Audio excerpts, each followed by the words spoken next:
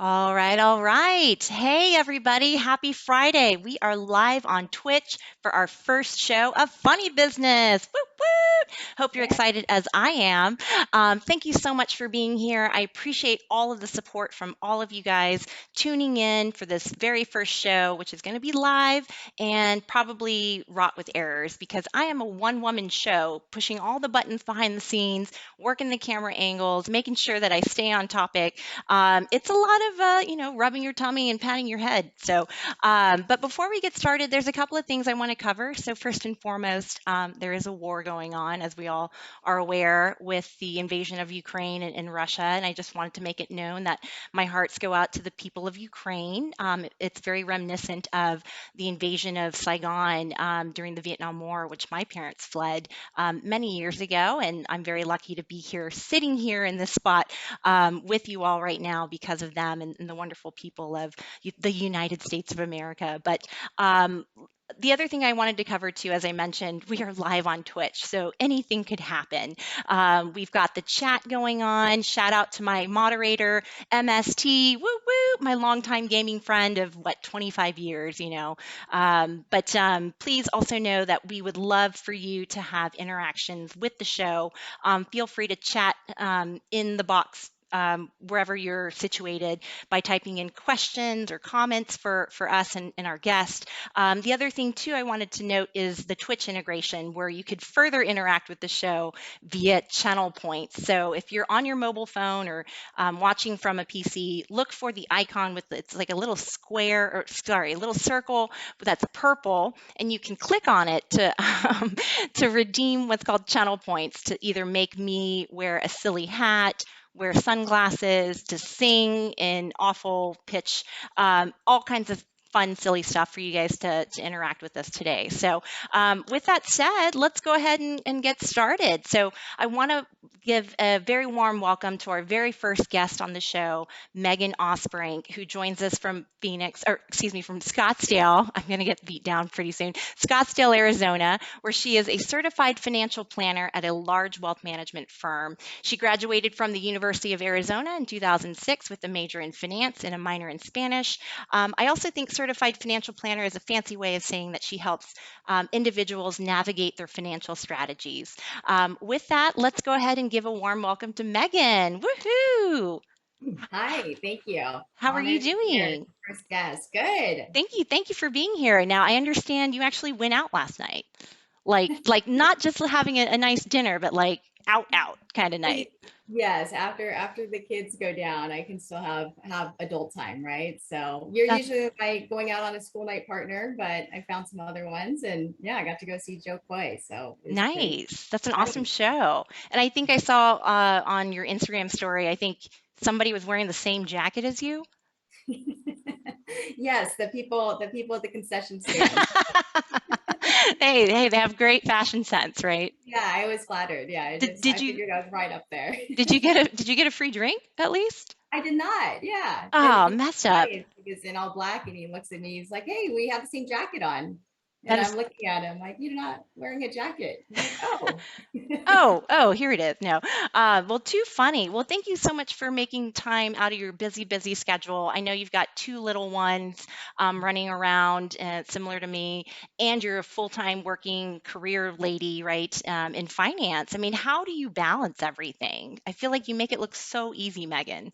Oh, thank you, but I think you're probably lying on that. I mean, same as you, right? It's you do what you can, kind of go crazy in between, and then got to have a lot of fun. Got to do things like this to have a lot of laughs and keep yourself going. So I agree. I think you have to have a sense of humor about everything in life. I feel like if you can't laugh at the situation, then you might as well be dead as a doorknob. But no, for sure, being a woman in finance, I think comes with its own set of stressors. So for me, this is my creative outlet. This is how I balance my, my career and my creative side of myself. I mean, how about yourself? Like, do you have a creative outlet? Like, what do you do to kind of de-stress from work, I guess? yeah, I mean, it's got to have social, right? So it's pretty much yoga, and then I'm an introvert, but when I need to get away half the time. I need to go do something kind of fun and out there. And I guess I definitely have that creative bone like you too. It's probably we've always gotten along, but so impressed by how you do it. I can't really create anything. So my outlet's music and tend to always have music on, or I love to go see live shows. And yeah, that's recharges me. That's awesome. Now let me ask, so being in finance and our career trajectory from the start of being an analyst way back when, right, at Wells Fargo, by the way, which is how we know each other. Yes. Megan and I go way back, where we actually met on the Stagecoach. We were part of a program called, well, it was an intensive credit and risk management training program, let's just put it that way, but it was 6 months That's of, yeah, 6 months of living together in San Francisco with 30 other 20-something-year-olds. I felt like we were on the real world, but it was in banking finance. So, yes, yes. yeah, Focus. Good. definitely lots of drama, lots of drama. But where I was going with this is, over time, how do you let your real self come out, in such a professional setting? I mean, is there a balance of doing that, or do you come out the gates? What's kind of your take on being your real self at work? Yeah, I mean, that's such a hard one, right?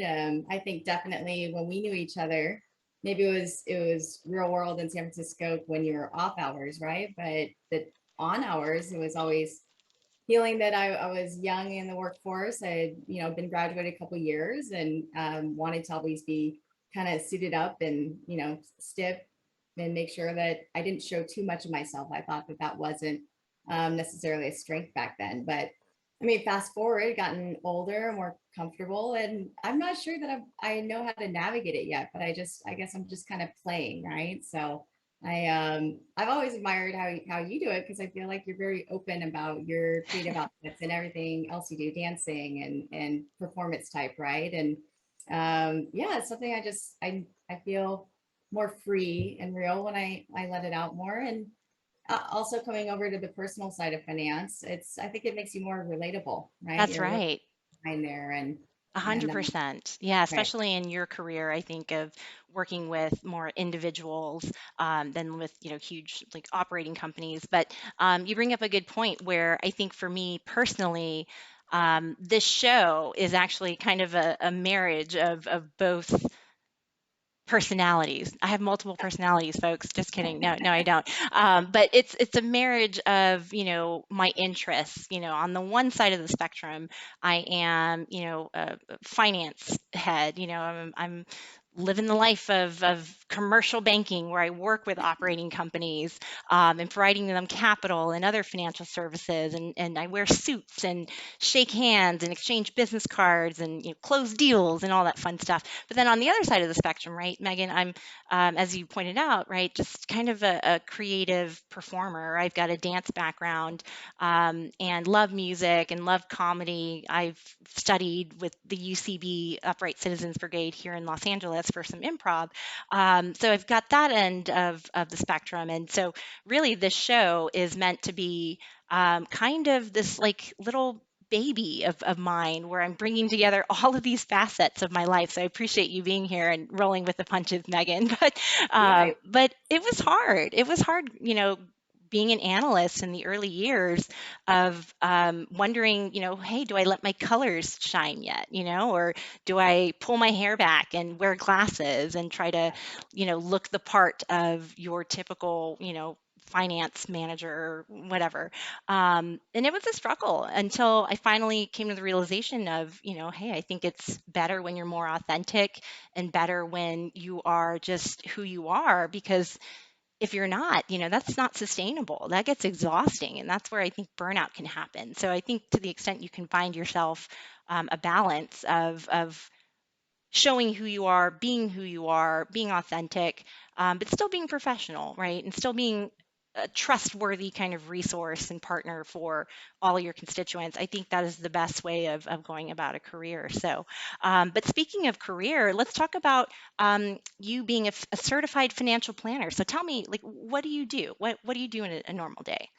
Yeah. I mean, it's varied all the time for lots of reasons, right? But I would say just kind of going back to it, it's hard to weave in all the hats you do wear. So part of just playing in doing it is, being the mom, being still who you are as a finance junkie and numbers head, and then also still being who you are personally. So daily once I have gotten the kids out the door and taken kind of off my mom hat for a few hours, it's really just about clients, right? It's all personal wealth. And I find even in the side of the business, it's a lot less about investments, if that makes sense, which is surprising to most people, but it's really more kind of that life lens. So for what I do, it's always the money and the investments and the returns that get people to the table that they're interested in. But at the end of the day, I find a lot of people, they don't necessarily care about the specific asset. They really care about, what can that do for their life and what do they want their picture to look like. So most of the time I spend is just trying to really get to know people and what they want and listening, and then helping them craft something from the financial side that marries with that. So most of my Interesting. just phone calls, checking in, seeing, what's going on in somebody's life. And then of course following markets and data, which I would do anyway, since I am a finance junkie. So yeah, it works great. How does it work out being a natural introvert and then having to deal with clients and people? I mean, was there ever a bar that you ever had to like overcome, like a challenge, or how do you go about being a natural introvert, but then yet your whole career is based on getting to know people? Yeah, well, I moved a lot, so I had to get over that pretty quickly. And I think as hard as those experiences were, now I do have both sides. And then I find I always have friends like yourself that are more outgoing, right? And are more probably extroverted in a lot of ways than I am, that push me out of my comfort zone. So secretly I get a lot of social anxiety. I hate Same going to here. Yeah. No, I think we're cut from the same cloth. I'm naturally an extrovert. I took one of those personality tests ages ago. Yeah, and I'm a natural introvert. Yeah, okay. yeah, Yeah. See, definitely. I'm needful too, but people argue with me sometimes. But it's I guess I just kind of mask all the anxiety. But yeah, I prefer to be in a corner unseen and in my four walls. And that's why COVID's worked out nicely. I get to be in my house, right? Yeah, exactly. We get to just work from home remotely. So speaking of, is your office opened yet, or are you guys still working remote? Yeah, we were about to open, and then different variants started popping up. So we have clients in and out sometimes. So go ahead when I can to be with the team. I think there's a lot that you get from doing that, but otherwise mostly still remote. Gotcha. So I have to ask, are you wearing pajama pants right now? Are you wearing a full suit? I was not, but now I am. Yeah. I'm in I'll pajama start pants, doing that. actually. So Yeah, I'm wearing a blazer on top and sweatpants on the bottom. So working remote has its perks. What can I say? Too you funny. like lovely, could never tell. Yeah, I know you won't see me stand up. No, no, not at all. Let's talk about your career and helping individuals with retirement benefits. I know from a learning perspective, one of the elements in this show that I want everyone to be aware of is, I want this to be an entertaining show, but I also want you guys to also learn at least something, whether it's something about business, something about yourself, some self help, inspirational, whatever it is. I hope you get something out of this because at the end of the day, you are the best investment. That you have. So invest in yourself. Knowledge is power, right? So let's talk about, yeah, retirement benefits, the crux of our conversation today. And how do you navigate that conversation with customers? Yeah. So I mean, couple different ways, do it on an individual basis, and then we have 401k plans we run too. So helping any participants from education that way. But I mean, to to me, really everything in the world is sales and finance, right? And part of what drove me to the personal side is that I think that people can get intimidated, and I think that's by design, right? That people kind of parrot things and make it difficult for people to ask questions and learn, kind of like golf, right? It's Hmm. really hard to learn golf because nobody's really open to you being bad when you're starting, Yeah, right? right. So it's, to me, there's really no stupid questions in finance. And I like to educate people, and if it's your money and you're watching it grow, then it gets pretty exciting, right? So it's It just an does. environment where people are feeling comfortable enough. And I mean, if you don't have control of your own finances, then you really lose a lot of your own power. In fact, you're giving away your own power. So just try to help people understand where they're at, and take an interest in themselves. So I'll be honest, I have not thought about retirement benefits in ages. All I know is that when I was an intern eons ago, I set up a 401k because that was the thing to do, I guess.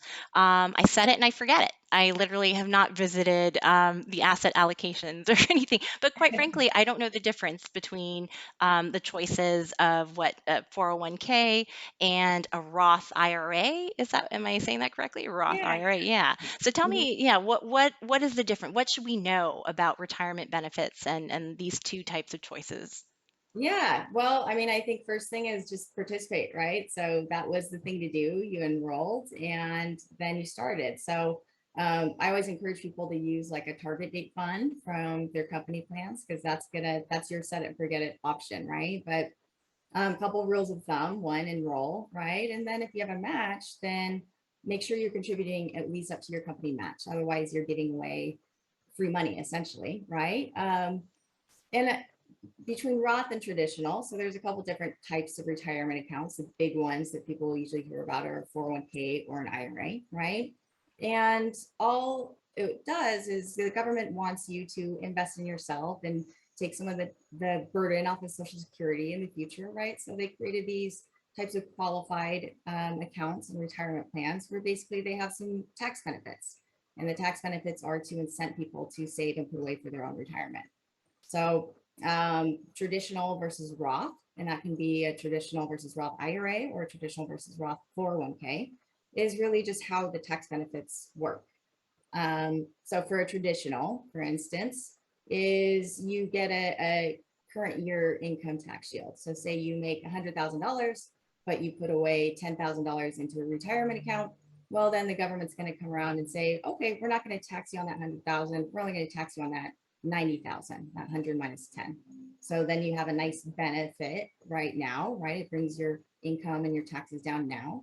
And then when you put that money into an account, it gets to grow tax deferred up until you start to pull it out, which is after 59 and a half, or whatever age you start to need the income.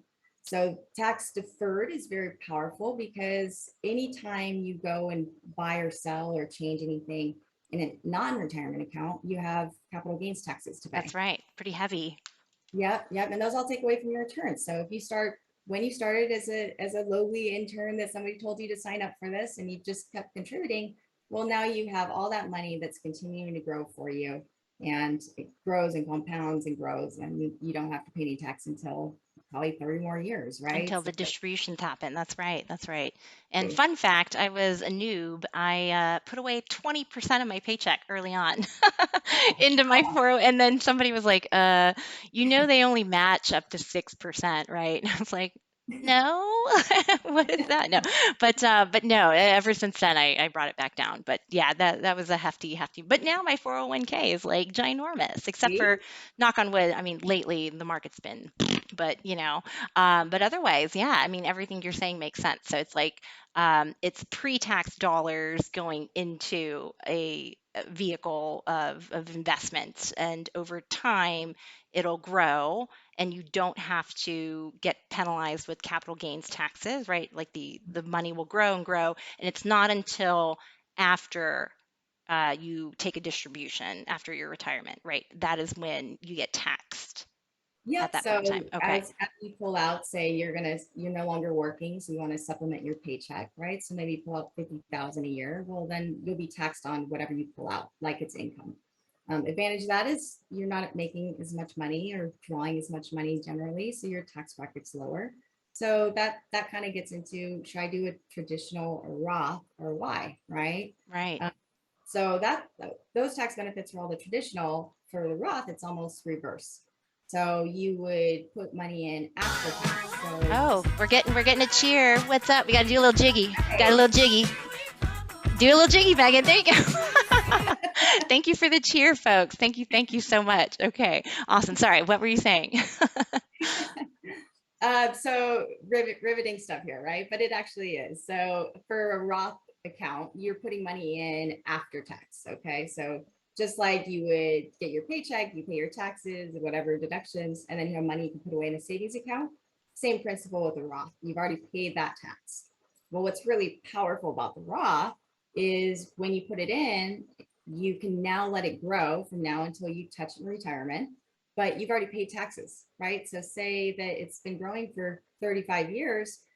Think about how much wealth you've been had an opportunity to create, and you don't have to pay any tax on all that because you already did because you Sure. funded it with your tax dollars. Does that make It sense? it does. It does. And then when you take the distributions or the withdrawals, you're saying it doesn't get taxed. Nope, nope, exactly. Interesting. So you're taxed up front. You put in Mm-hmm. the money, let it grow. It's almost just like, yeah, like an investment account. Yeah, And then there's very no, powerful one, right? what Yeah. about capital gains though? There's no, You've already paid it, right? So it's in this qualified plan. And because you can't touch it till this 59 and a half, you don't pay for any of those changes, any of those capital gains like you would in a non-retirement account. interesting. So is it um, common for people to have both? Can somebody have both a 401k and an IRA?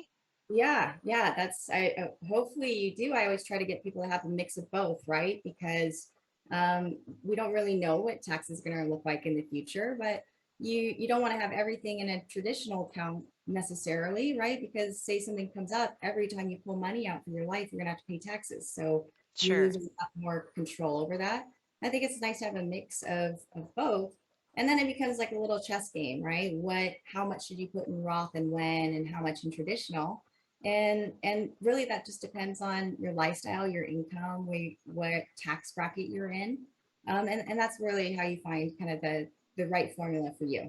Yeah, I was going to say it's probably a numbers game at the end of the day, and then your anticipation of where you think the tax bracket will be at the Exactly. time of taking the money out. So Yeah. fascinating. No, it is really important, I feel like, to be aware of these options that are out there because if you just blindly stick with a 401k, I mean, you could be losing money at the end of the day by not going into a Roth IRA. So, and I Mhm. didn't know that you could actually have both. So there's what I learned. There's what Well, I a learned lot of today. 401k plans, there's limits around a Roth. So not everyone can contribute to them, right? Mm, So what's really powerful is a lot of 401k plans have a Roth option.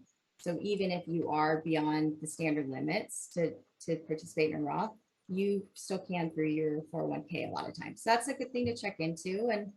And when deciding which to do when, I would say it's really great to fund a Roth when you're in your lower income years, right? So you're just starting out, you're in a lower tax bracket because you get a little tax free arbitrage, right? You're going to pay your lower taxes when in your 20s because that's you don't right.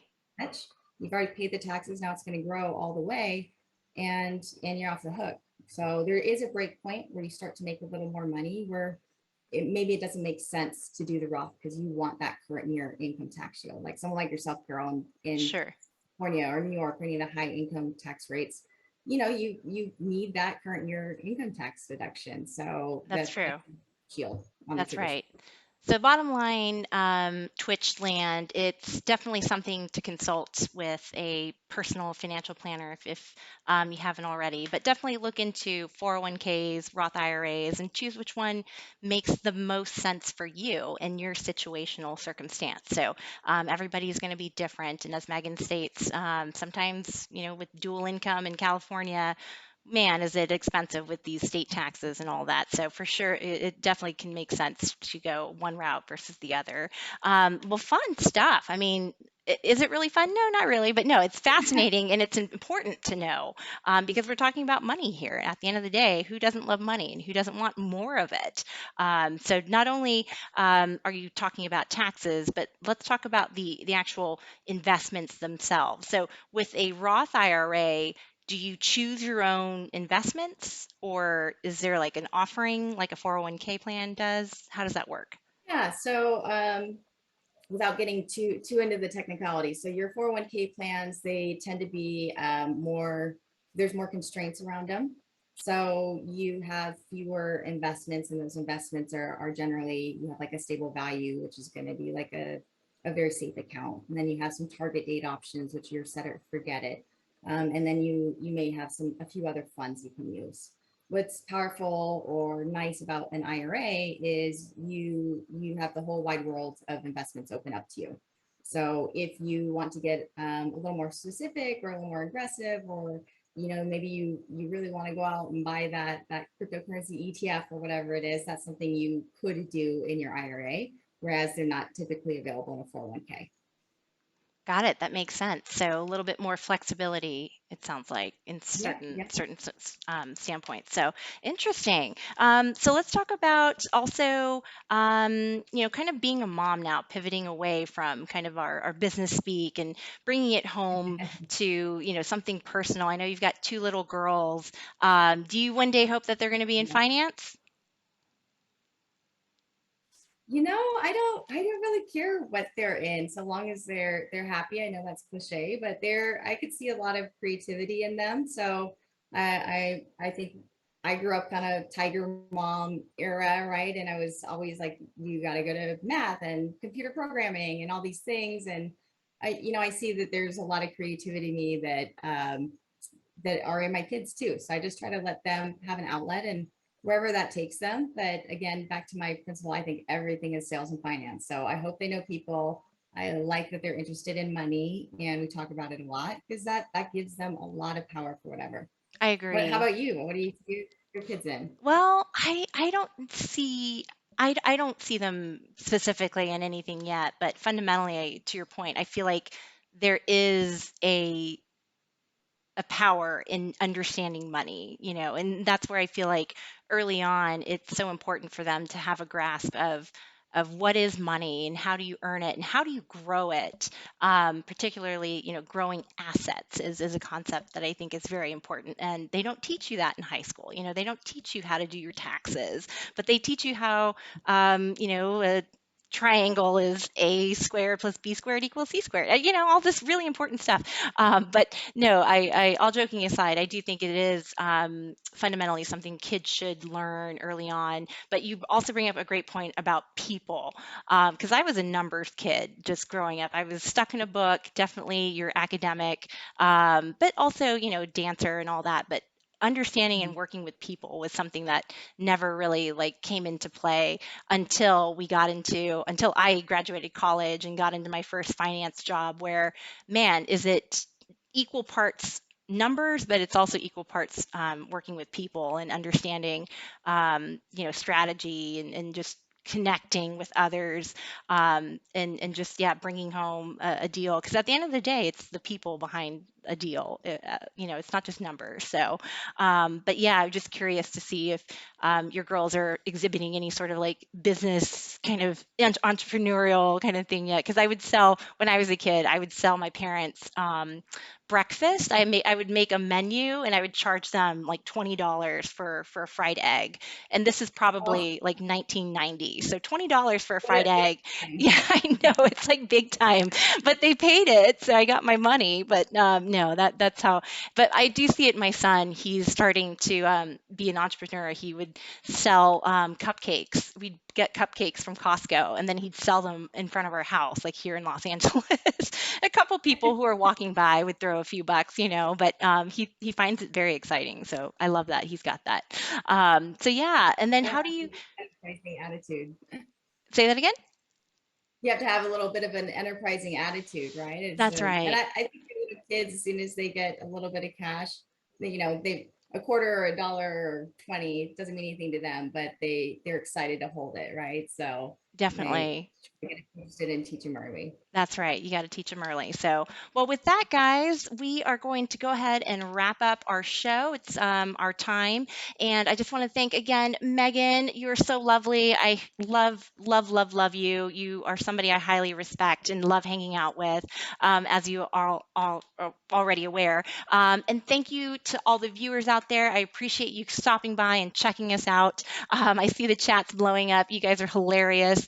We're going to have to watch the replay to catch all of it. But I like turtles as well, Doctor. Turtle, turtle, turtle, rednecks. But hashtag spawn snake is what we need up in here. We need some video game entertainment. But really appreciate you guys checking out the very first episode of Funny Business. Hope you learned a thing or two. And with that, we will see you at the next episode. Cheers.